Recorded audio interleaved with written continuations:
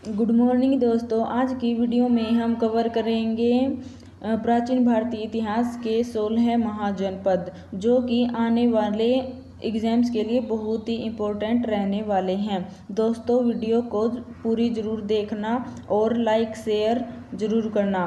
तो स्टार्ट करते हैं। आज का फर्स्ट क्वेश्चन, भगवान गौतम बुद्ध के जीवन काल के दौरान 7वीं और 6ठी शताब्दी ईसा पूर्व की शुरुआत में कितनी महान शक्तियाँ या महाजनपद मौजूद थे? राइट आंसर 16 महाजनपद थे।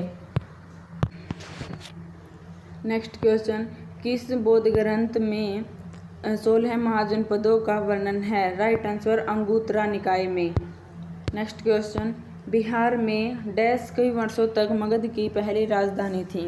बाद में राजधानी को पाटलिपुत्र वर्तमान पटना में स्थानांतरित कर दिया गया है। राइट आंसर राजगृह में।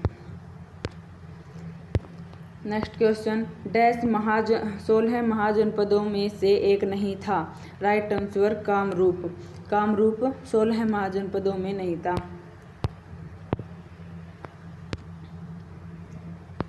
महाजनपद काल के दौरान वज्जी गणराज्य की राजधानी कौन सी थी? Right answer Vaishali. प्राचीन चंपा शहर को डैश महाजनपद की राजधानी माना जाता है? अंग। सबसे महत्वपूर्ण महाजनपद कौन सा था? Right answer Magadh.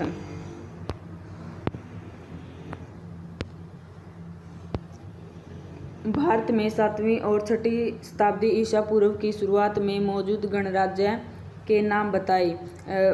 मल्ली, वज्जी, कंबोज और कुरु, ये 6ठी शताब्दी ईसा पूर्व की शुरुआत में गणराज्य थे।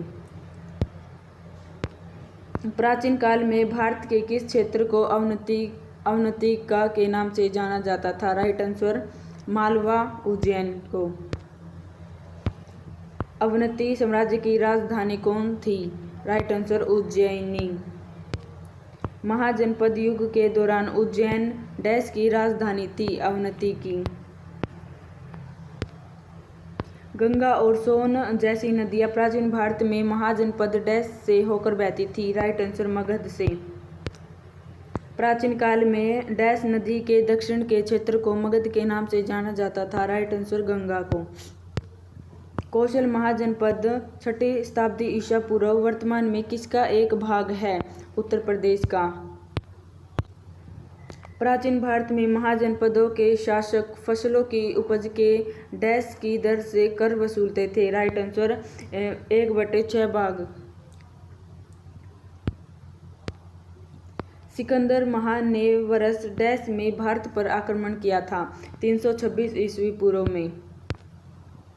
सिकंदर महान ने डैश की लड़ाई में पोरस को हराया था? झेलम की लड़ाई में।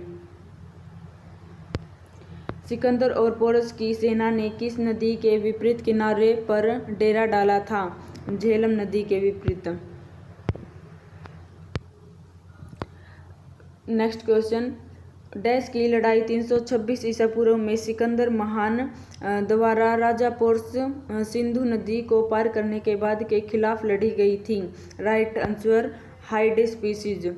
हाइडेस्पिसिस की लड़ाई हुई थी 326 ईसा पूर्व में।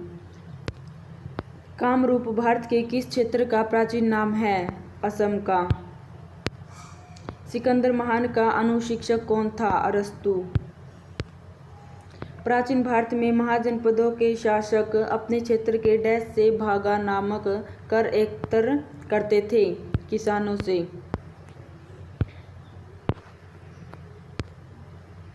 जब मगध एक शक्तिशाली महाजनपद था, वज्जी वैशाली में अपनी राजधानी के साथ सरकार के एक अलग रूप के अधीन था, जिसे डैश के रूप में जाना जाता था? राइट आंसर गण या संघ राज्य। मगध महाजनपद डैश नदियों से घिरा हुआ था? गंगा और सोन। गढ़कटंगा किस जनजाति का राज्य था? गोंड जनजाति का। राजा खारवेल के चेदी वंश के सबसे महान शासक थे? कलिंग। प्राचीन भारत में श्रेणी डैश के संघ थे? व्यापारियों के। गार्गी, मैत्रेय और कपिल का घर कहाँ था? मैथिला में। भारतीय समुद्र तट के साथ स्थित बंदरगाहों को सूचीबद्ध करने वाली ग्रीक यात्रा पुस्तक कौन सी है? Right answer Periplus Maris Erythraei. Purushapura किसका दूसरा नाम है? पेशावर का। 16 महाजनपदों में से गांधार की राजधानी कहाँ थी? तक्षशिला में। प्राचीन भारतीयों को बर्मा के बारे में कैसे पता था? सुवर्ण भूमि से। महाजनपदों के राजाओं ने किलों को इस प्रकार बनाया जिससे वह डैश देश की सुरक्षा। दोस्तों अब हम करेंगे प्राचीन भारतीय इतिहास के मगध साम्राज्य के बारे में अब हम पढ़ेंगे। तो फर्स्ट क्वेश्चन रहेगा, मगध राजवंशों को काल अनुक्रमिक क्रम में व्यवस्थित कीजिए। मगध का पहला राजवंश था हर्यक, दूसरा शिशुनाग, तीसरा नंदवंश और चौथा मौर्य वंश। यह है मौर्य वंश मगध का सबसे आखिरी शासक था।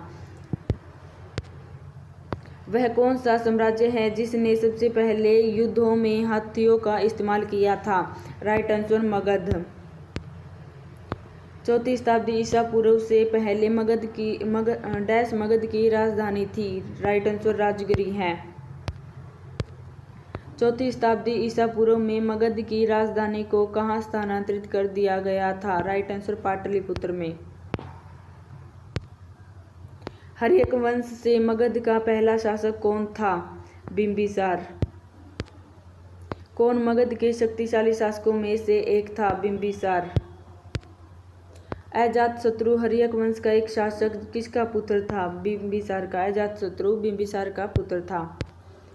प्रसिद्ध चिकित्सक जीवक को किसके दरबार द्वारा नियुक्त किया गया था? बिंबिसार के दरबार द्वारा।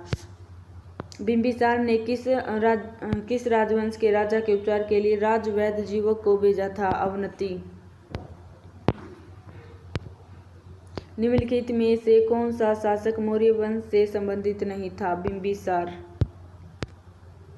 सिंहासन पर बैठने के लिए किस शासक ने अपने पिता बिंबिसार की हत्या कर दी थी? अजातशत्रु ने।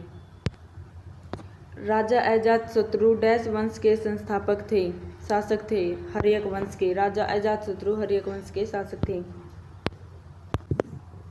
अजातशत्रु ने किस पर आक्रमण करने के संबंध में वत्साकर नामक अपने मंत्री को बुद्ध के पास उनका परामर्श लेने के लिए भेजा? वज्जी। हर्यक वंश के भारतीय शासक का नाम क्या था जो अजातशत्रु के पुत्र थे और जिन्होंने पाटलिपुत्र शहर की नींव रखी थी? Right answer Udayan. मगध साम्राज्य पर शासन करने वाले प्रथम राजवंश का नाम क्या था? हर्यक वंश। नंद वंश का पहला शासक कौन था? महापद्म नंद।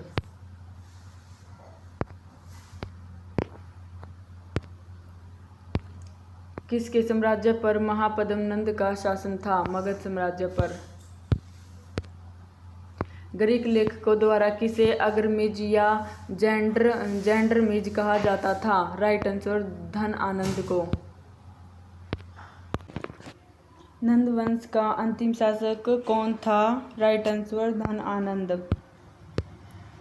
व्याकरणिक रचना अष्टाध्यायी संस्कृत भाषा की पहली व्याकरण पुस्तक किसने लिखी? पाणिनि ने। शासक का नाम साम्राज्य का निम्नलिखित में से कौन सा युग्म सही सम्मिलित है? महापद्म नंद मगध साम्राज्य, अजातशत्रु मौर्य साम्राज्य। राइट आंसर होगा ऑप्शन 1 महापद्म नंद मगध साम्राज्य।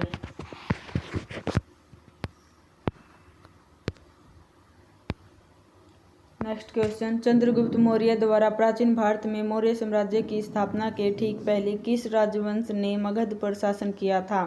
राइट आंसर नंद ने। झारखंड में पाई जाने वाली लोहे की खदानों ने प्राचीन भारत में किस साम्राज्य के उदय में सहयोग दिया था? Right answer Magadh. 326 ईसा पूर्व में किस युद्ध में सिकंदर महान ने पौरव के पोरस को हराया था? राइट आंसर हाइडस्पेस का युद्ध में।